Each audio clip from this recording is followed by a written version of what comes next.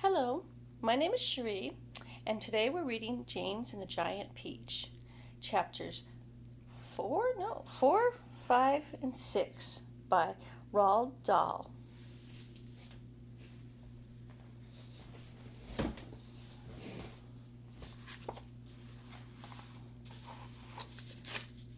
James Henry Trotter stood there clutching the bag and staring at the old man.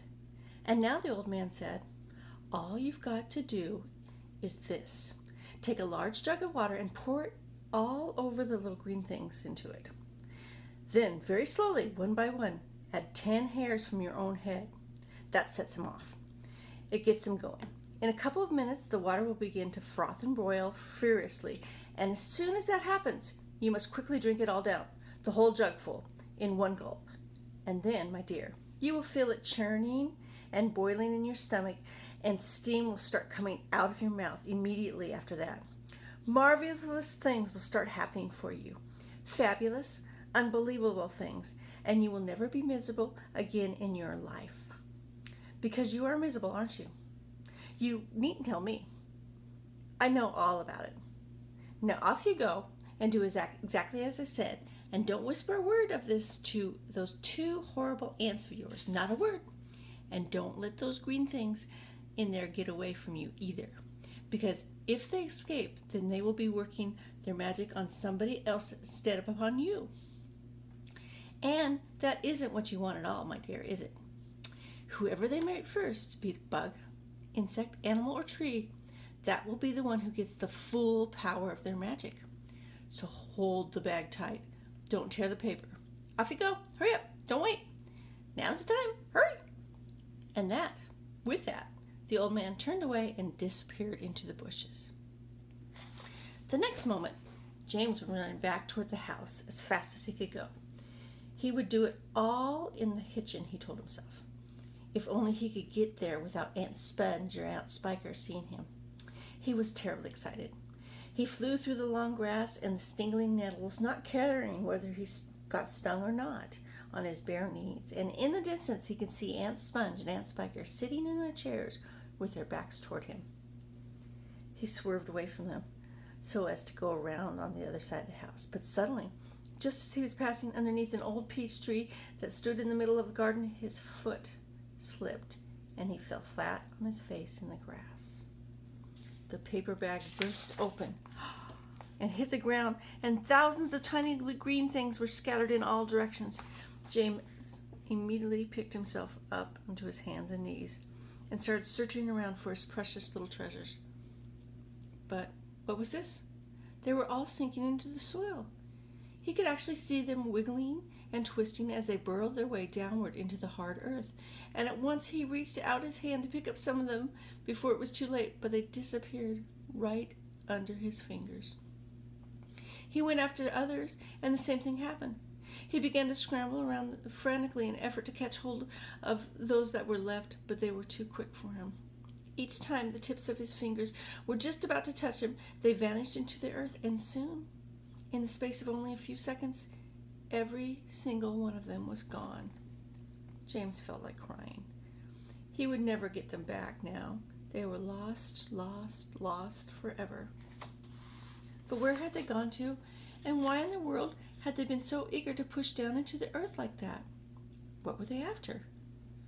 There was nothing down there, nothing except the roots of an old peach tree, and a whole lot of earthworms, and centipedes, and insects living in the soil.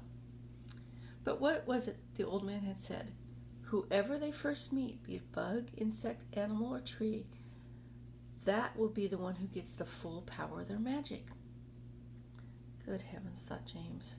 What is going to happen in case they meet an earthworm, or a centipede, or a spider? And what if they do go into the roots of the peach tree?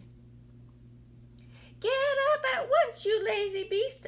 a voice was suddenly shouting in James' ear. James glanced up and saw Aunt Spiker standing over him, grim and tall and bony, glaring at him through her stem-rimmed spectacles. "Get back over there immediately and finish chopping those logs," she ordered. Aunt Sponge, fat and pulpy with her jellyfish, came waddling up behind her sister to see what was going on. Why don't you just lower the boy down there, down the well in a bucket and leave him there for the night? She suggested. That ought to teach him not to be lazy around this. Oh, not to laze around like this the whole day. That's a very good wheeze, my dear Sponge. But let's make him finish chopping up the wood first. Be off with you at once, you hideous brat, and do some work. Sadly, slowly, poor James got up to the ground and went back to the woodpile. Oh, if only he hadn't slipped and fallen and dropped that precious bag. All hope of the happier life had gone completely now. Today and tomorrow and the next day and all the other days as well would be nothing but punishment and pain and unhappiness and despair. He picked up his chopper and was just about to start chopping away again when he heard a shout behind him that made him stop and turn. Sponge! Sponge! Come here at once and look at this!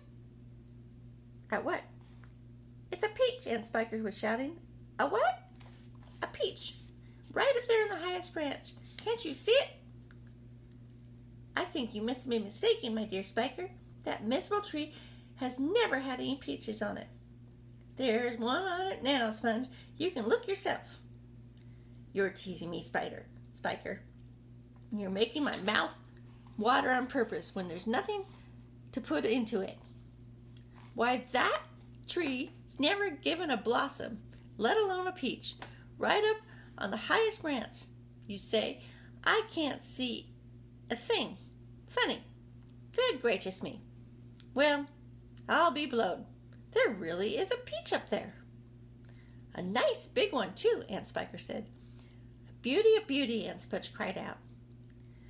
At this point, James slowly put down his chopper and turned and looked across at the two women who were standing beneath the peach tree. Something's about to happen, he told himself. Something peculiar is about to happen at any moment. He hadn't felt the slightest idea what it might be, but he could feel it in his bones that something was going to happen soon. He could feel it in the air around him, in the sudden stillness that had fallen upon the garden. James tiptoed closer to look at the tree. His aunts were not talking now. They were standing there staring at the peach. There was not one sound anywhere, not even the breath of the wind, and overheard the sun blaze down upon them. It looks ripe, Aunt Spiker said, breaking the silence. Then why don't you eat it? Aunt Sponge suggested, licking her lips. We can have half each. Hey, you, James! Come over here at once and climb this tree. James came running over. I want you to pick that peach up there on the highest branch, Aunt Sponge went on. Can't you see it? Yes, Aunt Sponge, I can see it. And don't you dare eat any of it yourself. Your Aunt Spiker and I are going to have it between us right here and right now, half each. Get on with you. Up you go. James crossed over to the tree trunk. Stop, Aunt Spiker said quickly. Hold everything. She was staring at the branches, and her mouth wide and her eyes looked bulging as though she had seen a ghost. Look, Sponge, look. What's the matter with you? Aunt Sponge demanded. It's growing, Aunt Spiker said. It's getting bigger and bigger. What is? The peach, of course. You're joking. Well, look for yourself. But, my dear Spiker, that's perfectly ridiculous. That's impossible. That's, wait, just a minute. No, that can't be. No, yes. Great Scott, the thing is really growing. It's nearly twice as big already, Aunt Spiker shouted. It can't be true. It is true. It must be a miracle. Watch it. I'm watching it. Good heavens, Spiker yelled. I can actually see the thing bulging and swelling right before my eyes. Oh my goodness. We're already at chapter 7. Goodness. Anyways, I guess come back later and we'll find out what happened to the growing peach. Have a good day. Thank you and goodbye.